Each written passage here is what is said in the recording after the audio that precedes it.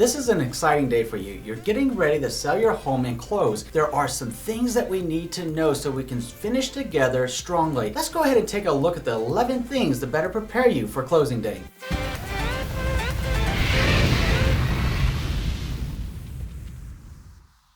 My name is Andrew Finney and my passion is helping you make sense of real estate. If you need help finding a top agent where you live, or if you simply want to drop me a line to say hello, my contact info is below. If you're new here, please go ahead and subscribe to this channel now and like this video. Thank you. All right, my friend, let's take a closer look at the 11 things that are going to help you with your closing day. And of course, if you haven't already started packing, it's time to get serious about packing out and moving now. Ideally, you would have spent the last 3 to 4 weeks while you were under contract packing out anything that you did not need in the house leading up to this day. The first step to preparedness is knowing what you'll need to bring with you to closing. There's 4 things you're going to want to bring with you to the closing table. The first thing is if your house is paid off, you'll want to bring your deed with you. The second thing that you want to have with you is a state issued identification card. Think of this as like your driver's license or a passport. Either of them will do. The third thing, if you owe money on your house and you have to come to the closing table with money cash to close, you'll want to be prepared with a certified cashier's check or having your wiring information ready to go to wire right into the escrow account the amount that you need to close. At the same time, if you have equity in your property and you're due to receive money from the sale of your home, and let's hope that's the case, then what you'll need to have with you is your bank account information, your routing information, where you want that money wired, or the address that you want that check sent to, or the title company to give you the opportunity to pick it up when the check is ready and you can do with it as you please. The fourth thing is to have all the remotes, the garage clickers, the mailbox keys, the keys to the house, keys to any locks that you have on the property ready to go for the incoming buyer, especially if closing takes place the same day they take possession of the property. Having all that stuff ready to go is going to be an excellent idea to either take with you to the closing table if you're in one of the states that you gather around and pass all the documents around and sign and then get the keys and you're done. Now in the states like Las Vegas, Nevada, what we do here is we close and then the trusted real estate advisor meets up with the buyer to give them the keys to their new home. So if that's the case in your state too, then please leave the clickers, the keys, the garage remotes, the mailbox key, and if you have a mailbox bank, the number for the mailbox. So they're not out there looking like they're all crazy trying to get into a mailbox and everyone's like, what are you doing? Trying to steal my mail? That's not cool. So don't let them look like a fool from day one. Make sure that you give them all that information and set them up for success as they turn your old house into their new home. The second thing you want to know is what are you going to be signing when you go to the closing table? So when you go to the closing table to finalize the sale of your house, the things that you're going to be looking at signing are the escrow instructions. Now, more than likely, you've already signed the escrow instructions when you open escrow. They're going to be re-signed now, especially if the presence of a notary is required in your state. So you'll sign that. You'll be going over your settlement statement about the breakdown of all the fees and costs associated with selling your home, including, of course, the real estate commissions. After everything is tallied up at the very bottom, it'll let you know whether you can expect a check or if you're going to be putting money in for the cash close. Now, you will have seen an estimated settlement statement prior to your closing day, so you would have already known ahead of time. It would have been reviewed, and the one that you sign on closing day will be the final one that's 100% accurate. The third thing is the settlement statement itself, and we're going to recap this because it's very, very important to understand. Depending on the last time that you bought a house or depending on the last time that you sold a house, this used to be called a HUD-1. It's now called a settlement statement. They both accomplish the same thing at the end of the day with listing out the different fees that are associated with the sale of your house. It's important to take stock of this and review it before you get there and have your trusted real estate advisor acting as your listing agent review it with you the first time that you get it. Ideally, you would have received this somewhere between 3 and 7 days prior to closing day to be ready for today. The fourth thing you'll sign is a certificate of title. What a certificate of title does is it says that yes, you have the legal right and ownership of that property to legally sell that property. You sign off on that, one more check in the box. The fifth thing you'll sign is the actual deed itself. When we're talking about the deed itself, this is what transfers the property from you to the new buyer. Depending on where you live, this could be called a grant, bargain, and sell deed, a sell deed, or simply a grant warranty deed. Despite what you call it, they all operate the same in that they transfer the property legally from you to the new buyer. And once it's recorded at the county courthouse, the county assessor's office, depending on how they do this in your state, essentially with the county period, it's a done deal and you can walk away knowing that that home is no longer yours. The sixth thing that you'll sign is a loan payoff authorization. Now, of course, this only applies if you have a mortgage on the property. The loan payoff authorization is authorizing the escrow officer to pay off the remaining balance of the loan that you had secured to purchase that property. The seventh thing that you'll sign is what's called a mechanics lien. The purpose of this document is to say that you, to the best of your knowledge, aren't aware of any circumstance or situation that somebody could file a mechanics lien against that property. This is important so that the title company can issue what's called free and clear title to the incoming buyer. The eighth thing is a bill of sale. Now, this would have come up specifically if the buyer was saying they wanted something specific in the property to convey with the property when y'all negotiated the contract. So something could be as simple as a barbecue grill, a refrigerator that you were going to take with you but have agreed to leave behind. So anything that you and that buyer have already agreed upon and have already documented would be signed one more time at the closing table to ensure the transfer of all real and personal property. Be sure to review every detail that it was exactly what was agreed upon. If there's any issues whatsoever, please contact your trusted real estate advisor if they're not with you at the closing table. The ninth thing you'll sign is a statement of closing costs. So you notice this is getting kind of redundant with some of these forms with the settlement statement, the review of the settlement statement, the estimated settlement statement. So is true with the statement of closing costs. This is saying what it's costing you to sell your property, and you're acknowledging all the fees and where the disbursements are going to be going when you close on that property so that title can make those payments on your behalf. The 10th thing you'll sign is a statement of information. Now, this is more than likely something that you signed and gave to the title company probably in the first 3 to 5 days of opening up your escrow to sell your house. The statement of information is simply saying that you are, and you're swearing that you are who you say you are, and this has come about so that somebody couldn't try to rob you of your identity and sell a property in your name. If any questions arise, if you see anything, now is the time to speak up and ask the title officer or the notary that's doing the signing these questions right now. Don't let it wait, because once you sign, it's a done deal. And the 11th thing, don't forget to have a good time. You just went through the process and you have successfully sold your house. Congratulations, I'm super excited for you as you start the new path in your life journey. Okay, so now that you know more about what to expect at closing day, let's take a closer look with an overview of the closing process for home sellers and also take a little bit of a deeper dive into the timeline for selling your home. Looking forward to chatting with you again soon. We'll see you in a few.